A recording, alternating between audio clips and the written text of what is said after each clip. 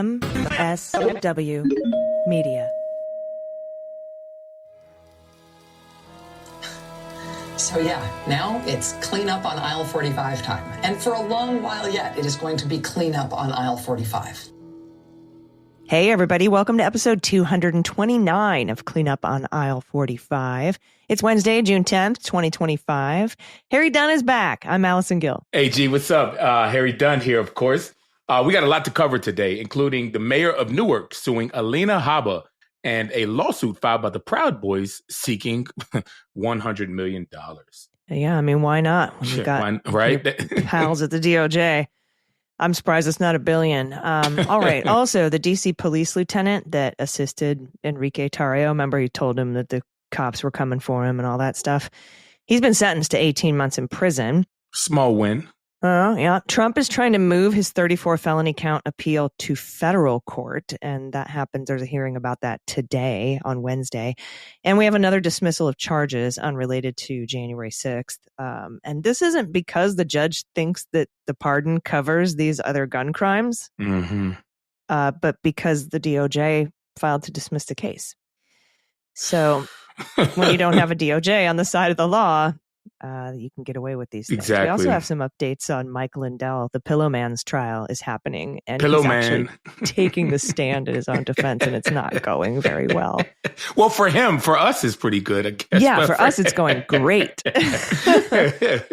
And also, just a really kind of cool, quick update. You know how that guy, Pam Bondi's brother, was running to be the head of the DC Bar Association? Yes.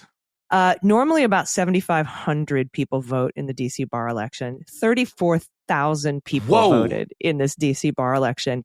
And Diane Seltzer crushed Pam Bondi's brother 91-9. Oh my gosh. Wow. I haven't seen a result like that since like Hillary Clinton in DC. Like, that is astounding. Crushed. So the Attorney General's brother is not going to be taking over the DC Bar Association. That's very good. Well, that's news. good to know. Yes.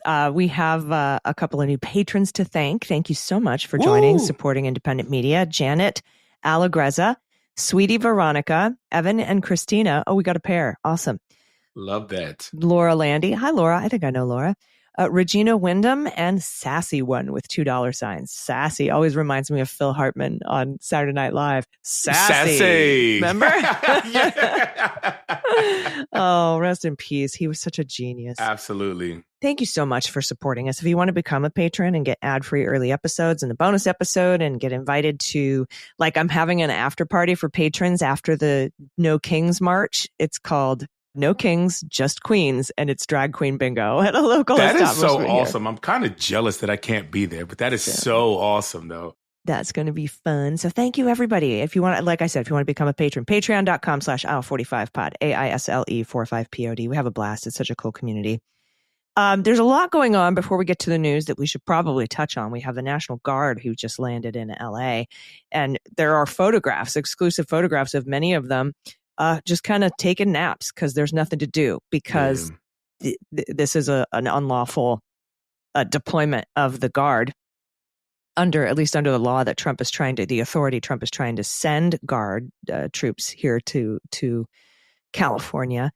And it's because of all these ICE raids and this protest, there's like two protests started. One because ICE was raiding Home Depot. To try to get the day laborers, people working, right? And then the other, because they were, again, posted up outside courthouses for people. They told people to come and check in as part of their ongoing legalization process. Yeah. And when they got there, they only arrested to them all. Deport them. Put them in the basement, locked them up, no lights, no food, no water. There were little kids. It was just horrible. So there was a lot of peaceful protests and, of course, a couple of agitators, but based on like 3 people, just like they did during George Floyd, he sends out the National Guard. Now, Gavin Newsom is going to sue. The Attorney General Bonta in California is going to sue. I think they should have sued on Saturday, but they're going to do that. Don't wait. Like, we can't wait for this. Right. And don't say you had no idea this was happening because it was spelled out in Project 2025. But good. I'm glad they're doing it. And this is pretty quick considering, but I would have had that lawsuit prepared and ready to go. But they're doing it. And Monday afternoon, we record this on Monday, so we should see that lawsuit a little bit later tonight. There was a big press conference. And of course, Tom Homan threatened to arrest Gavin Newsom. And Donald Trump said if he was Tom Homan, he would arrest Gavin Newsom. And Gavin Newsom said, come get me. Stop talking about it. Yeah. You know what? I'm glad that you mentioned Tom Homan. He is a despicable human being. Mm-hmm. And a lot of the stuff that is going on, yes, the buck stops with Donald Trump and he's responsible for everything. But Tom Homan is telling him everything that's, he's going to do. Okay, whatever, do whatever you want kind of thing. Mm-hmm. But Tom Homan is the architect. Project 2025, obviously the architect, whatever. But Tom Homan is the facilitator and he's going on all these and he's not shying away from his hatred, his disdain for people, for immigrants, for anybody that isn't a white person. Mm-hmm. And he is outwardly, blatantly showing it. And he is a despicable human being. And I really think that a lot of more focus needs to go on him and his role, because he's the border czar. I think that's his not title. Even an official. So I really think Congress needs to look into, actually, what is his role? Is he just some civilian? Is he an appointee? Because he is the one responsible for it. He's the one going on all the Sunday shows and telling people we're coming for you. And like you just mentioned, like him and Stephen Miller. Yeah, him and Stephen Miller. Stephen Miller is an appointment or They're whatever. They're basically White House advisors, like Elon Musk was when he was the administrator of Doge. But even still, with that Elon Musk thing, that brought up a lot of controversy because people were wondering, wait, dude, to do what you're doing, that requires a Senate confirmation or something. Mm-hmm. So Tom Homan, I really would like to know I really think Congress needs to take a deeper look at this. Because, I mean, it is what he's doing lawful? He's out there acting like a effing vigilante. Yeah. And he is the one that's telling Donald Trump to do X. Now, no, I'm not letting Donald Trump off the hook at all. But Homan is the one that is organizing this. Mm-hmm. Yeah, he's the auto pen. Tom Homan is the auto pen. Absolutely. Yeah. And it'd be interesting to know what his powers are, if he needs to have advice and consent of the Senate and be confirmed or not. But I think he's just basically a White House advisor. But the only problems that are being caused are because the National Guard is being deployed. All of the violence I'm seeing is caused by ICE or the LAPD or, these whatever other officers they're dragging in to carry out these raids and now to push back against these peaceful protesters. It's long been Trump's dream to shoot brown people in the legs for exercising their First Amendment rights, and that's what we're seeing. Did you see? It was kind of rich. Did you see Trump's statement talking about obviously saying good job to ICE and the police, and then he said, and by the way, mask should not be, or no more mask allowed at protest or something like that. Right. The protesters aren't allowed to wear masks. Take their masks off. But ICE can. The ICE can. Like, give me a effing break, man. Right. Yeah. Well, he's very against masks unless it's for his friends who he doesn't want us to know who they are. But speaking of lawsuits, let's check out the lawsuit filed because, Bonta is going to file a lawsuit here against the president, asking the court to rescind the deployment of the National Guard because it's unlawful. But we have a lawsuit filed by Newark Mayor Ras Baraka. This happened like a day after we recorded last week. Yeah. This is over his arrest by U.S. Immigration and Customs Enforcement agents last month outside Delaney Hall, which is an ICE facility in Newark. From CBS, the lawsuit accuses Alina Habba, parking garage lawyer, of defamation. And seeks damages for what it calls false arrest and malicious prosecution. The suit also names Ricky Patel, Homeland Security Investigations HSI agent in charge of Newark. Quote, she said he willingly chose to disregard the law, which is false. And later that night, she went on Fox and again made false statements. That's what Baraka's attorney, Nancy Erica Smith, announced on Tuesday. Quote, I just want to say this is not about revenge. This is not about me going after individuals because I think they wronged me specifically. Ultimately, I think this is about them taking accountability for what has happened to me, Baraka said. I don't know if Habba and Patel have the resources to pay me for the damages, but they should at least apologize. So at least apologize. Mm-hmm. And Baraka told CBS News New York he visited the facility that day to support members of New Jersey's congressional delegation there for a tour. He said he was invited and stayed for over an hour before the whole debacle went south and he was arrested. We didn't storm the place. His quote, all of it is a lie. He said in an interview after his arrest, somebody allowed me to go in. I didn't climb a fence. I didn't kick down the door. To handcuff me, drag me away, take my fingerprints, and a mugshot for a Class C misdemeanor. It's egregious, Baraka added. Yeah, agreed. Baraka, a Democrat, as we know, is currently running for governor of New Jersey. Early voting got underway Tuesday in the primary elections. Baraka is suing, like I said, for false arrest, malicious prosecution, and defamation, and we'll keep you posted on this. I also hope Abrego Garcia does the same thing when they drop the charges against him, because they seem pretty trumped up to me. Representative McIver, by the way, she's still facing charges. She's due back in court later this month. We'll see if the parking garage lawyer drops the charges against her as well. But just there's so many swear words I have, Harry. Yeah. I know we try to reserve those for... We try to save those for the bonus. But this is just a shit show. It really is. It's unlawful. And I'm glad they're pushing back in court. The Supreme Court seems to be having a little hard time keeping up with its own docket. Like, it's refusing to hear cases that you'd think they'd want to take up, like gun rights cases and, things like that. But wait until these 100 or so merits lawsuits on all of Trump's executive orders hit the Supreme Court docket. You're not going to be able to get a bunch of them. And that actually makes me happy. Like, part of the whole thing was like, all right, well, we lost the election, so now we've got to go with death by 1,000 paper cuts. We just got to sue and sue and sue and sue.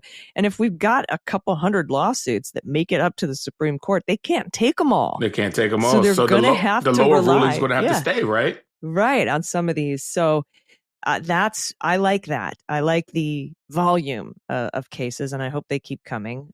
They don't always do the right thing at the Supreme Court, so the fewer cases they hear, the happier I am. And also, this is their fault. I mean, all this is their fault. This is Come on. their fault. So screw you. Sorry, we're putting too much work on your desk for you all to do your damn job. But I never thought the leopards would eat my judiciary. Well, Chief Justice Roberts, you did this. You gave him a crown. And no sympathy for you, my friend. And that's coming from me, a really sympathetic person. Screw you. You're a giant teddy bear. Screw you, dude. Yeah, no sympathy. No sympathy for you. All right, we have a lot more to cover. And so especially we got a little bit of good news with the sentencing for that Shane Lamond guy. We're going to talk about that. We're going to talk about that other lawsuit from the Proud Boys. But we have to take a break. So everybody stick around. We'll be right back.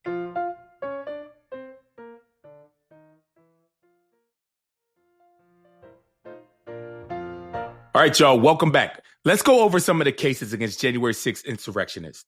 First, from the Hill, a District of Columbia police lieutenant convicted of tipping off Proud Boys leader Enrique Tarrio that he was being investigated and who later lied about their communication was sentenced Friday to 18 months in prison.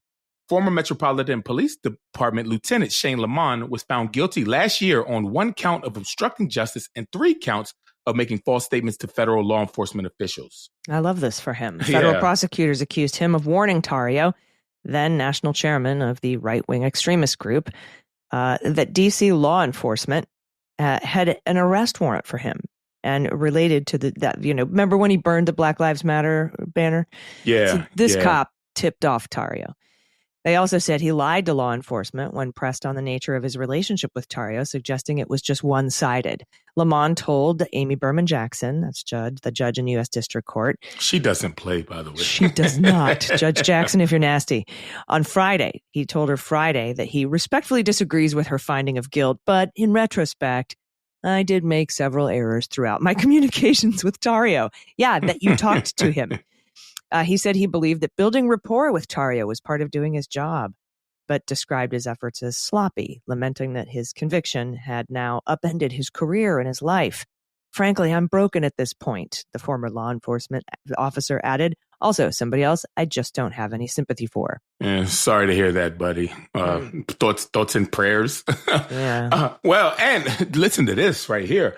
From the Washington Post, 5 leaders of the Proud Boys, 4 of whom were found guilty of engaging in seditious conspiracy to keep Donald Trump in power on January 6th, want the government to pay them restitution over claims that their constitutional rights were violated.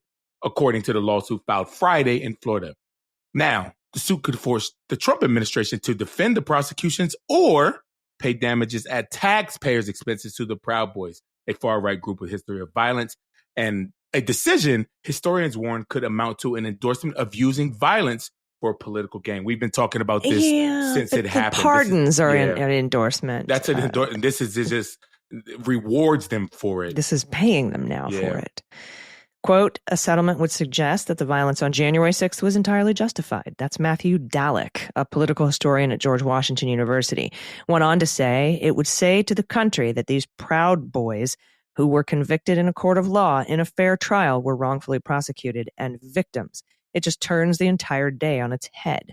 The lawsuit, filed by Enrique Tarrio, Ethan Nordine, Joseph Biggs, Zachary Rail, and Dominic Pizzola, is asking for $100 million of your dollars. And it claims federal authorities violated the Constitution in an effort to punish and oppress political allies of Trump by any and all means necessary, legal or illegal.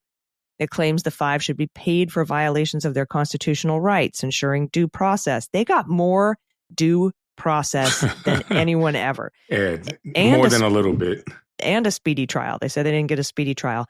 And barring unreasonable search and seizure, and they were subject to malicious prosecution and false imprisonment. What? Because we don't like criminals, so we prosecute them in this country? Okay. Mm-hmm. All five, by the way, actually apologized at their sentencings for what they did at the Capitol and said they were swept up in the same fervor as other Trump supporters. All were given punishments that, while steep, were far below federal guidelines. And Merrick Garland noticed the court that he was going to file to amend or, up those sentences. That never happened. So being pardoned wasn't enough. They want your money. And this, I'm afraid, will get a settlement, just like the Ashley Babbitt lawsuit. Yeah, that I got to go on CNN the night that was announced, the settlement, the terms of it. And I warned then that this will empower other people that were at the Capitol on January 6th. What's to stop any other person there, if this goes forward, to say, hey, the police pepper sprayed me. You know what? I have PTSD. I want a settlement. Or you know what? Of the 1,600 people. Any of the people there now, this opens the door. So now it's all now, all right, who gets the settlement and who doesn't? So because the Nazis have friends at the DOJ now. So exactly. So now I'm wondering, what's the next lawsuit to hear? So I would say the Oath Keepers, Stuart Rose. It has to be. It has to be, right? So I'm curious, does the DOJ settle? Or do they, how does this, well, we know how it's going to end. It's not going to end with the American, the real patriots feeling vindicated. It's not going to end with me being happy. No. But what level of piss off-ativity, let's just make that word up. Pissed off-ativity am I going to be subjected to, just like everybody else? So I know that it's not going to end well, but just to what level is the DOJ going to stoop? We'll see. Then we know they gave Ashley Babbitt a settlement. We'll see if they're ballsy enough to give the Proud Boys a settlement, and then we'll see all the other flood of lawsuits come in if they do. They're probably being drafted up as we speak. So yeah, exactly. Also, by the way, that guy Costianes, Elias Costianes, who had illegal guns in his home, a judge dismissed the criminal conviction of that because the judge said Trump's pardons don't cover the gun case, but the Department of Justice's decision to drop it is largely binding. And I mean, a lot of this kind of goes to something we're going to talk about after this next break. We've been, for the last 4 or 5 or 6 or 7 years, really looking into and studying white supremacy, domestic terrorism, domestic violent extremists, 3%ers, Proud Boys, Oath Keepers, Nazis, neo-Nazis. Good people on both sides, We've had a lot, and we've shown the FBI, super woke Marxist organization, the old FBI, saying this is the number one threat right now to our country, are these white supremacist, domestic violent extremists, DVEs, they call them. And now that whole group of law enforcement folks who monitor that kind of violent extremism is being headed up by a 22-year-old friend of Trump. So we're going to talk about that after the break. And, when you don't have the DOJ on the side of the law, if they do things like this, they settle Ashley Babbitt lawsuits. They'll probably settle the Proud Boys lawsuit, and they'll get a ton of money, which will help, them recruit and tell everybody that political violence pays. And it probably, again, like you said, lead to a bunch of other lawsuits and settlements to come. All of our tax money just flying right out the window to pay these Nazis for attacking our Capitol. That's what we need to get pissed about. Everybody's talking about that we're paying these. This is our money. Yeah, this is our taxpayer dollars going towards this. And just on to turn it political real quick, that's what the Democratic messaging needs to shift to and make it aware. Hey, you know what the DOJ is doing? Just like they lied and said that they're giving reparations to Nazis. To Nazis, exactly. And just like the Trump or the Trump campaign when he was running lied and saying the tax dollars were going to give kids sex changes or inmates sex changes. No, those were lies. So let's go ahead and talk about what's actually going on with the taxpayer dollars. So yeah, I agree. All right, we're going to talk about this new guy heading up domestic violent extremism investigations and whatnot right after this quick break. So everybody stick around. We'll be right back.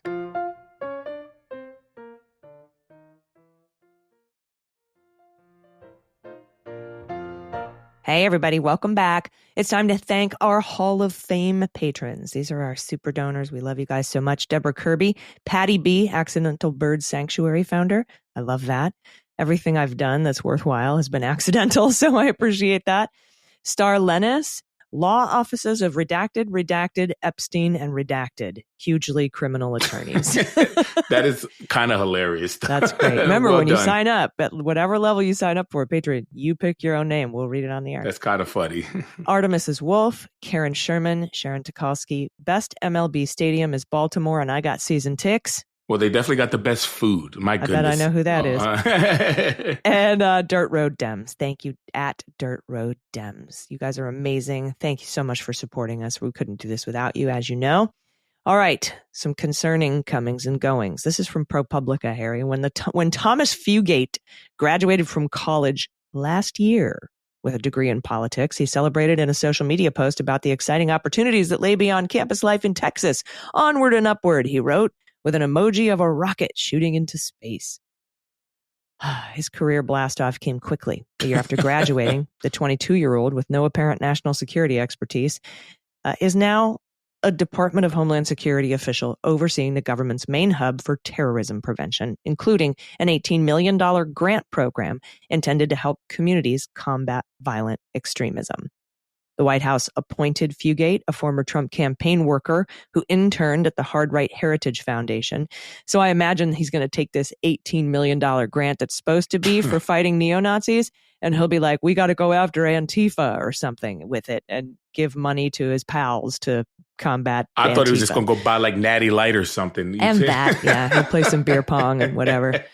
It's a big cornhole tournament, a $17 million cornhole, solid gold cornhole game. Oh, my God. So he interned at the Heritage Foundation. He went to a Homeland Security role that was expanded to include the Center for Prevention Programs and Partnerships. This is known as CP3. The office has led nationwide efforts to prevent hate-fueled attacks, school shootings, and other forms of targeted violence. Fugate's appointment is the latest shock for an office, the latest shock. It ain't the last one, it's the latest for an office that has been decimated since President Donald Trump returned to the White House and began remaking national security to give it a laser focus on immigration. News of the appointment has trickled out in recent weeks, raising alarm amongst counterterrorism researchers and nonprofit groups funded by CP3. Several said they turned to LinkedIn for intel on Fugate, an unknown in their field, and were stunned to see a photo of a college kid with a flag pin on his lapel posing with a sharply arched eyebrow. No threat prevention experience is listed in his employment history. Yeah, this is what we're doing. So you know what? No experience, then he's qualified. In this administration, if you have experience, you're unqualified. Yeah, and really, we aren't looking at unqualified people. We're looking at anti-qualified people. Anti-qualified. There you go. Yeah. Next up from NBC, here's another comings and goings. A former federal inmate who was pardoned by Trump in his first term for drug trafficking crimes more than 2 decades ago has been tapped as a deputy director of the Federal Bureau of Prisons, according to a bureau spokesperson named Christy Brashears. His name is Joshua J. Smith. He's a Tennessee businessman. Is that what you're calling drug traffickers these days? Businessman? Who founded an inmate advocacy and rehabilitation nonprofit foundation, The Fourth Purpose. He's going to be second in command at the Bureau of Prisons. The BOP, they note here in the story, has never had a formerly incarcerated inmate work as an employee at any level, according to the senior bureau officials. Here's how they're trying to spin this, Harry. Quote, Josh brings to this role something our agency's never had before at this level, a perspective shaped by lived experience, proven innovation, and national impact. That's Director William K. Marshall III in a memo to staff on Thursday. They are justifying putting a former inmate in charge of the prison system by saying he has a unique perspective of lived experience. They say he brings something this agency has never had. Yeah, a criminal record. Like, how about that? This is insane. The inmates are running the asylum. You know? And I wouldn't so much be against this if this were an actual somebody who had been mistreated by law enforcement. But This is a rich white dude. I can't even. I just can't. No, he's a businessman, not a drug trafficker. Because don't get me wrong, I have no problem having, ex-convicts, former felons. Oh, we need it. We need it. Yes, but not this kind. Not this kind. Okay. Not this kind at all. Not like that.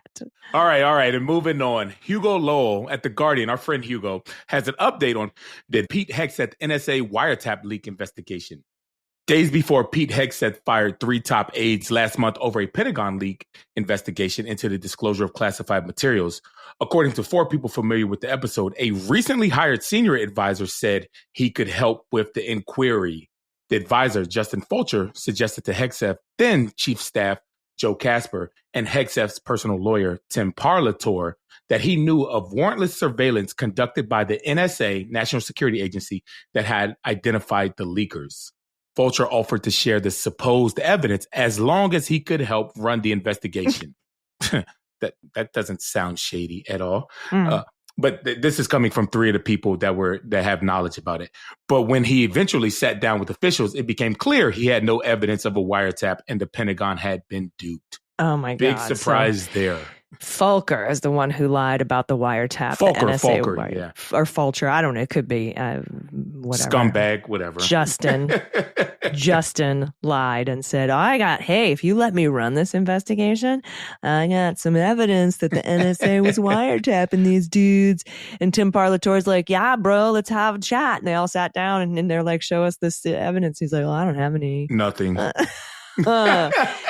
Man, hats off to Hugo Lowell for these scoops on this NSA wiretap. Hugo's good at it. Investigation Hugo's one of the best at it. He knows what he's doing. All right, we have a few more quick stories to close out the show, including the Pillow Man. But we have to take another quick break, so stick around. We'll be right back.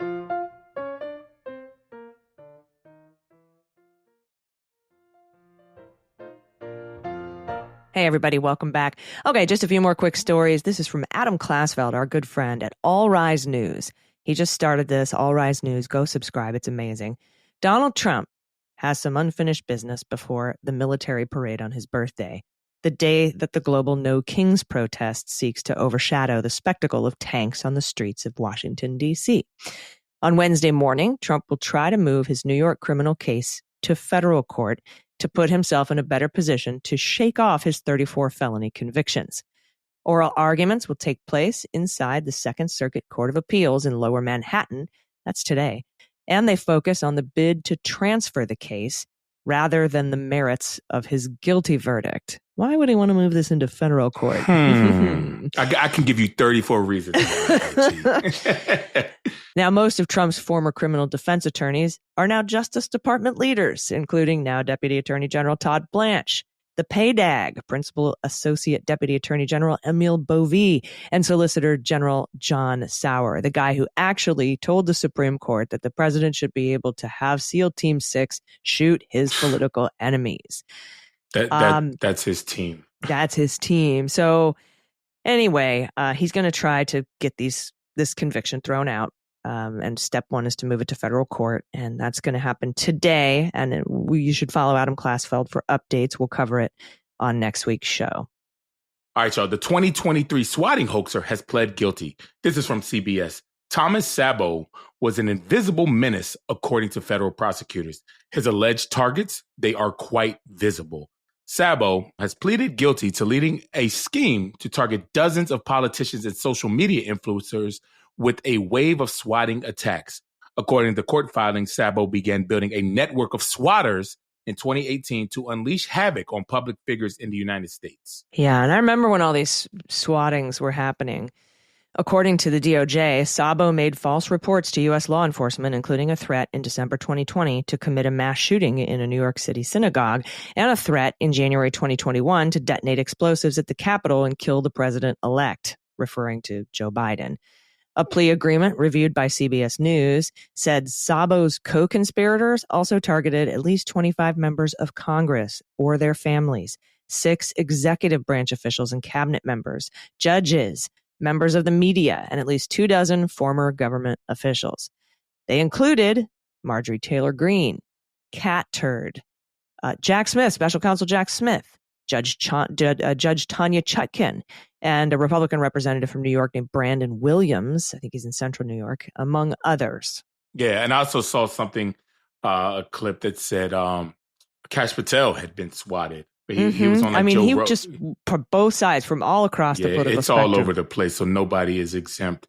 It's a scary thing that people have to go through. So glad there's been some kind of accountability there. Yeah, it's hard to catch these guys, especially if they're in Romania. So kudos to Joe Biden's Department of Justice. Joe Biden's DOJ, exactly. So, and this story, want to throw that in. Yeah, you have to give him his kudos. So. And this story from NBC affiliated 9 News in Denver, Mike Lindell, the Pillow Man, will rely on his belief that election fraud claims were true rather than proving their accuracy when he takes a stand today, Monday, in his defamation trial brought by the former Dominion Voting Systems executive Eric Coomer. Truth is the absolute defense in a defamation trial. Lindell's attorneys plan to argue that he believed what he was saying to be true about Coomer and the 2020 election. Mm-hmm. Yeah. On Monday before Lindell promised federal judge Nina Wang that he would no longer do interviews during the trial because he was basically gagged. He did speak with 9 News outside the courthouse, again, before he promised that he wouldn't talk about it. And he was asked what he was going to show in court to prove he was telling the truth about the election rigging. And he said, that's not what this trial's about. First of all, I'll show that I did. That you did what? They said that I went with reckless statements or whatever back then. Okay, for 4.5 years. Even back then, I've spent over $40 million of my own money doing due diligence. That make no sense to me. The next day in court, on Tuesday, attorneys for Coomer showed a May 9th, 2021 Frank speech broadcast, which has been pulled offline since then, where Lindell says the following about Coomer. Yeah, Eric Coomer, if I'm you right now, I am, instead of going over and making deals at Newsmax, if I'm you, I'm turning myself in and turning in the whole operation. So maybe, just maybe, that you get immunity and you only get to do, 10, 20 years.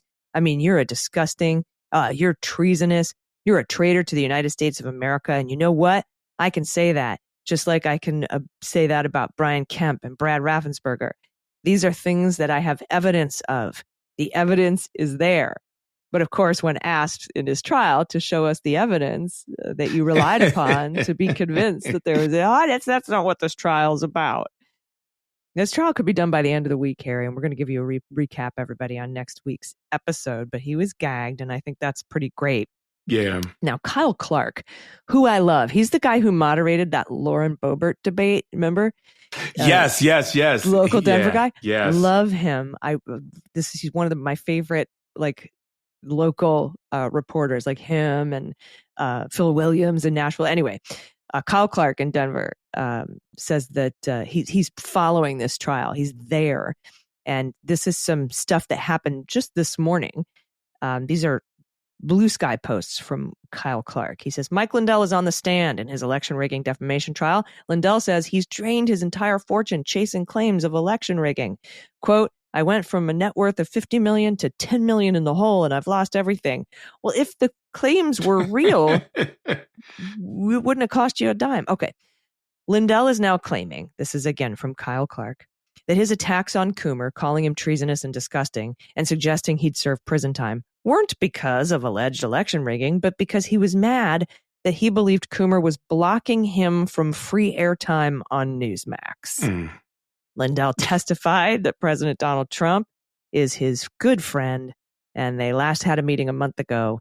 Lindell denied talking with Trump about the case, but the plaintiff's attorney showed a fundraising email where he said he did talk to Trump about the case. So I want to ask you, Harry, if Lindell was able to control himself and not defame Coomer while on the stand in the defamation trial. Does he know that we can see him? Like, it's kind of like, you know that we can see you, right? Like, there are literally records of you doing X, Y, and Z, you saying stuff. And he's like, no, this isn't what happened.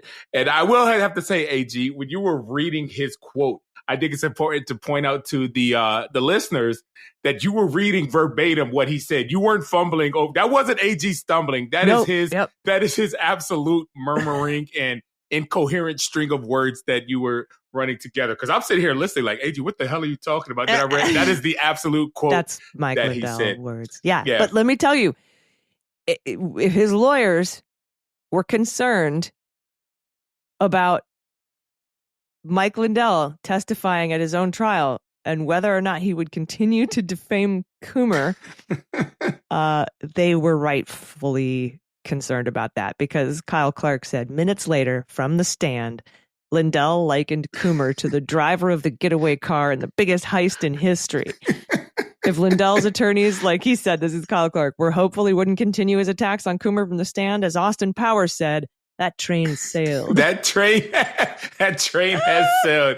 My gosh, there's going to be some entertaining clips coming for us, not for him, not for Mr. Lindell, but for us. This could be a little bit of comedic relief in this these trying times that we're in right now. Because I actually had a tear in my eye about laughing so hard about that. I know. I had to put my mic on mute because I was cracking up. So everybody, make sure you follow Kyle Clark on social media. You can get the blow by blow here about the Pillow Man's testimony. Not too many people are covering it. But I think it's worthwhile because, again, he has zero evidence and apparently spent $70 million coming up with zero evidence. He's $10 million in the hole. He's bankrupt. He's sad. He doesn't get time on Newsmax anymore. He blames Coomer for that. And that's why he called him treasonous. That's not the election rigging. That didn't make Coomer treasonous. It was that he couldn't get on Newsmax, which he said, by the way, on the stand today, he lost about $20 million in MyPillow revenue because he couldn't get on Newsmax. And I just want to say, I have not lost a penny for not being able to get on Newsmax. I just want to let everybody know that is not a thing. But anyway, thank you all so much for listening today. Thanks to our new patrons. Thanks to our Hall of Famers. You're amazing. If you want to become a patron, again, patreon.com/aisle45pod, AISLE45POD. We're going to be back in your ears this weekend with a bonus episode. And I will see you at the No Kings March and Rally at the County Administrative Building in San Diego down at the waterfront, 10 a.m. this Saturday. I hope y'all can make it or make it to a No Kings rally near you. Definitely. And also, as this day is coming up in light of everything that's going on with ICE, big protest on the 14th coming up, and this is all across the country. Their rally scheduled for all across the country. I think it's important, and I'm going to be putting out a video. I'll probably put it on Blue Sky, Substack, and AG, I'll ask you to help me amplify it, and everybody else listening, about how to protest and go home at the end of the day. Things to be safe, things to look forward to, especially in this climate, how to be safe at protest. And it's unfortunate that we have to do that, how to be safe, practicing your First Amendment God-given rights.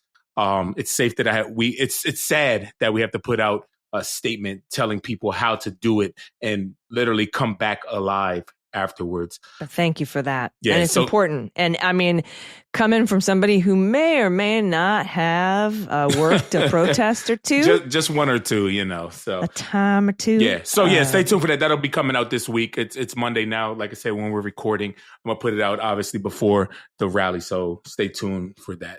Thank you. And I will blast it out from my social media, whatever you share. I really appreciate you doing that. I think It's super important. We have to make sure that we do this right. Definitely right, safe, while still remembering that these are our rights and we will not be quiet. We will not go quietly and silently. We will not, capitulated? We'll not capitulate. We're not capitulating. We're not all that good. I love that word. Prostrating ourselves. Absolutely not. So we are standing up for what we believe in and what we know it's right, because we are on the right side of history, y'all. Stay on that side. Yeah, I'll be there. All right. Thank you so much, everybody. We will see you, this weekend if you're a patron, next Wednesday if you're a public listener. Thank you so much again for listening, and we will see you then. I've been Allison Gill. Harry Dunn. Thanks, y'all. Cleanup on Aisle 45 is written, researched, and produced by Allison Gill, with editing by Molly Hockey. Our art and logo design are by Joelle Reeder and Moxie Design Studios, and our music is composed and performed by Adam Orr. Cleanup on Aisle 45 is a proud member of the MSW Media Network, a collection of creator-owned podcasts dedicated to news, politics, and justice. For more information, visit mswmedia.com.